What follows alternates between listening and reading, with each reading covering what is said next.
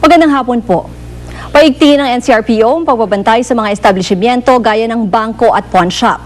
Ito'y matapos ang sunod-sunod na nakawan sa mga pawn shop. Ang pinakahuli ay naganap sa Unicorn Pawn Shop sa Malibay, Pasay kahapon. Nalooban ng mga suspect ang pawn shop sa pagdaan sa drainage na may habang 300 metro at patungo sa naturang pawn shop. Nakagawa raw ang mga salarin ng butas sa eksaktong vault ng pawn shop. 1 milyong pisong halaga ng mga mamahaling alahas at cellphone ang natangay raw ng 3 hanggang 4 na suspect. Patuloy na inaalam ng mga otoridad kung sino ang nasa likod ng nakawan. Sa ibang balita naman, nagsimula na ang pagdagsa ng ating mga kababayan sa mga palengke bilang paghahanda sa nalalapit na Noche Buena. Kaya ang presyo ng ilang bilihin tumaas na.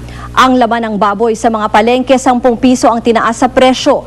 Pero matumal pa rin daw ang benta dahil marami raw ang nag-iingat kaugnay sa karneng botsa. Tumaas din ang presyo ng seafood sa Commonwealth Market. Kabilang na ang bangus, tuna at sahipon. Posible pa raw ito umabot sa halos 500 pesos habang papalapit ang Pasko't Bagong Taon. Mula sa Tahanan ng Katotohanan, ako po si Ruth Cabal. 2 araw bagong Pasko, mga namimili ng pang Noche Buena dagsana sa mga palengke. Presyo tumaas na. Silipin ang nakamamanghang Great American Circus Show.